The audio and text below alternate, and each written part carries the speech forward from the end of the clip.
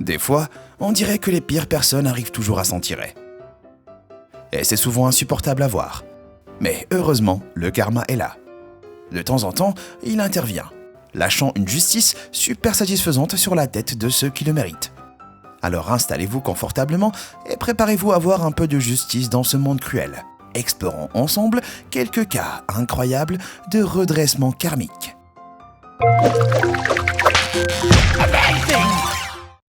Vos papiers, monsieur le policier. Certaines personnes se défoulent en faisant du parachute ou du jet ski. Et d'autres de l'alpinisme ou des marathons. Mais Mathieu Disbro, un agent de sécurité de Mesa en Arizona, aime se faire passer pour un policier. Disbro a décoré sa Dodge Charger avec de faux signaux de police et avec même des lumières bleues et rouges. Vêtu d'un uniforme de police, il se promenait en voiture et arrêtait les gens pour satisfaire son étrange envie de pouvoir. Un jour de juillet 2018, il a jeté son dévolu sur une Ford Mustang jaune et allume le son et ses lumières.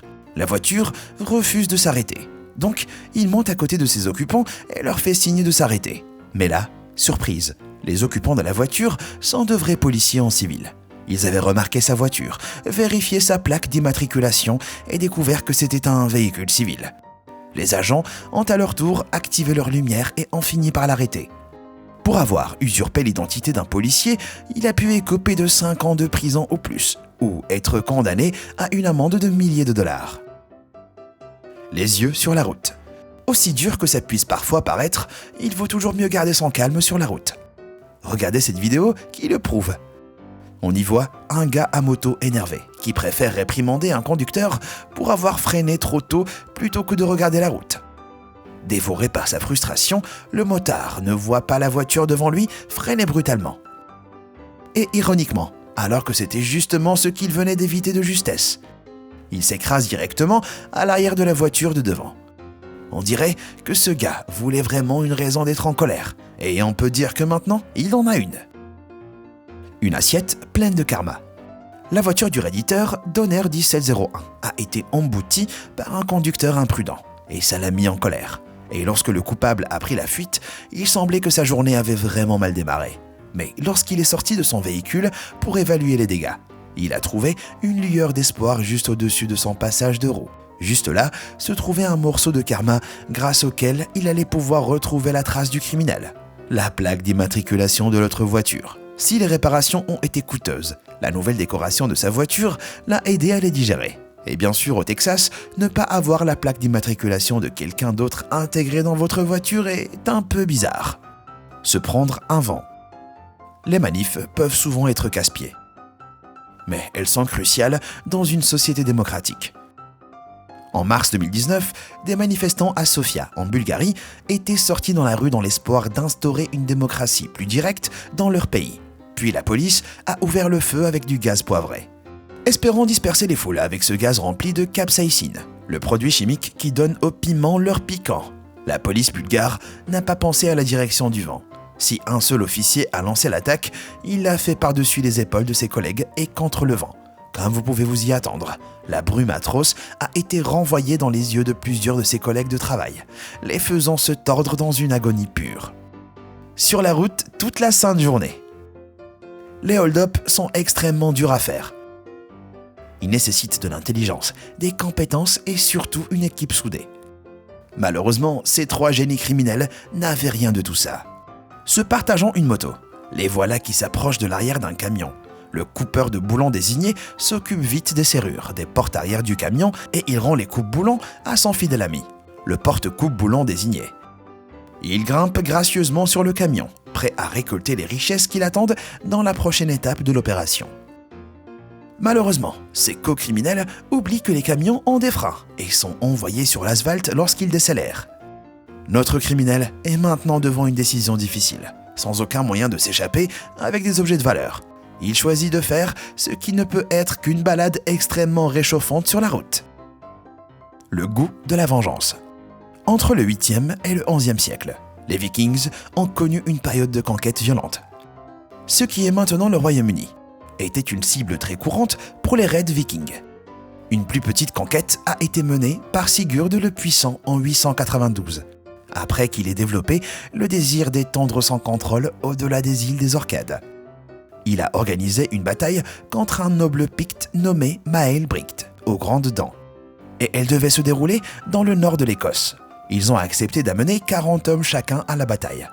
Mais Sigurd n'était pas un homme de parole. Amenant 80 hommes, Sigurd a anéanti les forces de Mael et l'a décapité. Pour célébrer sa victoire mal acquise, il a ensuite défilé avec la tête coupée de Mael attachée à son cheval. Mais Mael a pris sa revanche d'outre-tombe. En fait, le noble picte était connu sous le nom de Mael Bricte aux grandes dents pour une raison. Alors que la tête de Mael oscillait à chaque galop du cheval, ses grandes dents ont percé la jambe de Sigurd. La blessure s'est rapidement infectée et Sigurd est décédé peu après. C'est le genre d'histoire anti-triche et moralisatrice que j'évoquerai la prochaine fois que je verrai quelqu'un prendre de l'argent gratuit au Monopoly. De l'importance de l'anonymat.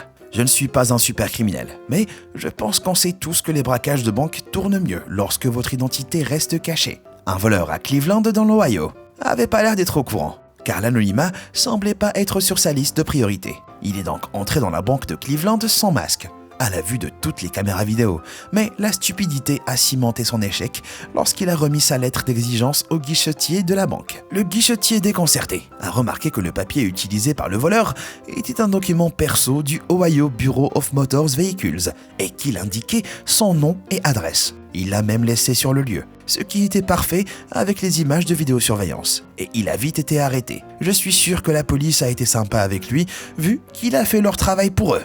Ma guerre. Quel que soit votre point de vue sur la guerre en Irak, il est indéniable que ça a été une guerre controversée qui a fait de nombreuses victimes. Mais certains nombres de médias américains, avant même qu'elle ait commencé, se sont montrés très virulents dans leur soutien envers l'invasion de l'Irak. L'une des voix pro-invasion les plus fortes était celle de Michael Kelly, journaliste pour le New York Times, le Washington Post et d'autres médias. En 2003, il a même été envoyé sur place pour rendre compte des événements par lui-même. Maintenant que le karma soit pro-guerre ou anti-guerre est un sujet assez brûlant parmi ceux qui étudient les enseignements des Védas. Mais il semble bien avoir un sens de la justice. Michael Kelly, l'ardent défenseur d'une guerre controversée dont les impacts se sont fait sentir pendant des décennies, a ce jour-là appris une leçon importante sur la guerre. Elle tue des gens. Et ironie du sort, ce journaliste pro-guerre est devenu le premier reporter américain à être tué pendant la guerre en Irak. Une histoire à tuer. Une expérience intemporelle dit qu'un œil pour un œil et le monde finira aveugle. Mais comme un ado rebelle, le karma ne respecte pas ses règles et il semble préférer des peines adaptées au crime. Lorsqu'un homme a été battu à mort à Calgary, au Canada, en juillet 2019, l'acte de violence apparemment non provoqué a choqué la ville. Mais alors que le tueur ne semblait pas connaître sa victime, la victime n'était pas étrangère à la violence. Alors que la police enquêtait, ils se sont rendus compte que la victime avait déjà purgé une peine de 4 ans pour avoir battu à mort un étranger en 2011. Non seulement l'homme avait été assassiné comme sa propre victime, mais en plus, dans les mêmes circonstances. Ça peut sembler poétique, mais ça reste brutal. Un tas de karma fumant. Au cas où ce serait pas déjà clair, laisser un chien enfermé dans une voiture, c'est pas top, même avec une fenêtre ouverte. Les voitures peuvent surchauffer et deviennent des pièges mortels. Et il y a d'autres raisons pour lesquelles c'est une mauvaise idée. Un chiot en voiture voulait apparemment protester contre son abandon temporaire par ses maîtres. Et il l'a fait de toutes ses forces. Dans toute sa splendeur, ce qu'on appellera un tableau de bord redécoré. Je ne peux m'empêcher de me demander combien de temps il aura fallu pour remarquer, et si le caca fantôme a roulé dans la clim. Mais peut-être qu'il le méritait. C'est fini pour sa moto Tiny.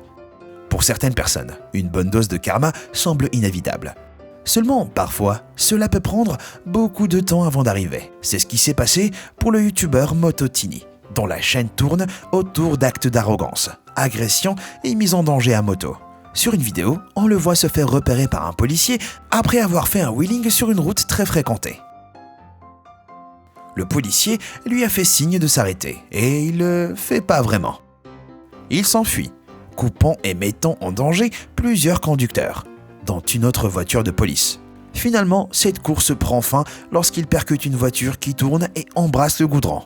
Heureusement, le conducteur qui tournait n'a pas été blessé. Et le tout s'est terminé comme il se doit. Le chauffeur a appelé la police et Tini a été envoyé à l'auto-école pour moto. Mais pas d'inquiétude, je ne vous laisserai pas sans voir cette fin satisfaisante. Pendant qu'il était en cours d'auto-école, Tini s'est battu et le juge a réévalué son cas, décidant que ce motocycliste maniaque serait mieux en prison. Mais perso, je l'aurais aussi forcé à monter sur un petit tricycle rose.